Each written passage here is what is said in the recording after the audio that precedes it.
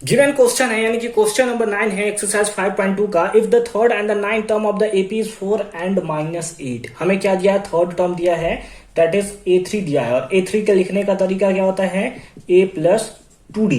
कितना दिया हुआ है, थर्ड टर्म दिया हुआ है 4 और हमें नाइन्थ टर्म दिया है -8, तो थर्ड टर्म हो गया 4 और हमें क्या दिया हुआ है, नाइन्थ टर्म दिया ना, ninth term of an AP, यानी A9 दिया हुआ। A9 लिखने का तरीका A+8D। कितना दिया हुआ है, दैट इज -8। -8 हमसे पूछा है which term of this AP, यानी कि हमें एन को फाइंड आउट करना है कि एन का वैल्यू क्या होगा, विच टर्म हमें फाइंड आउट करना है। एपी 0 मतलब हमें एन दिया हुआ है कि 0 है, तो हम लोग को फॉर्मूला पता है एन फाइंड आउट करने के लिए। क्या फॉर्मूला पता है बताइए सर, तो N equals to A + n-1 into D. an equals to A + n-1 into D. an हमें गिवन है, हमें क्या चाहिए, a और d।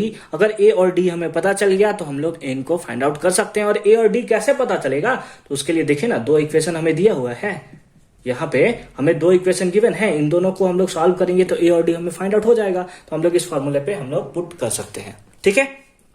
तो ए हमारा मेन एम रहा कि हमें ए और डी किसी तरह से फाइंड आउट करना है, तो जाकर हम लोग एन के वैल्यू को फाइंड आउट कर सकते हैं। तो हम लोग क्या लिखेंगे, from equation first and second. Equation first और सेकंड को सॉल्व करते हैं। क्या है इक्वेशन फर्स्ट और सेकंड, A+2D इक्वल्स टू 4 और है A+8D equals to -8। Elimination method use करेंगे, प्लस है तो माइनस, प्लस है तो माइनस, प्लस माइनस है तो प्लस।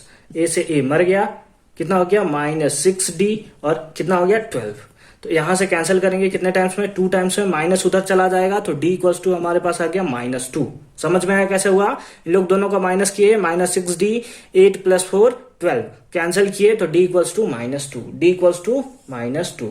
अब हम लोग क्या करेंगे, put the value of D in equation कौन सा, फर्स्ट इक्वेशन में हमें D का वैल्यू पुट करना है। तो चलिए देखिए क्या है, A+2 है तो 2, D का वैल्यू कितना है, दैट इज -2 इक्वल्स टू 4। तो A प्लस माइनस माइनस 2 2 जा 4 इक्वल्स टू 4।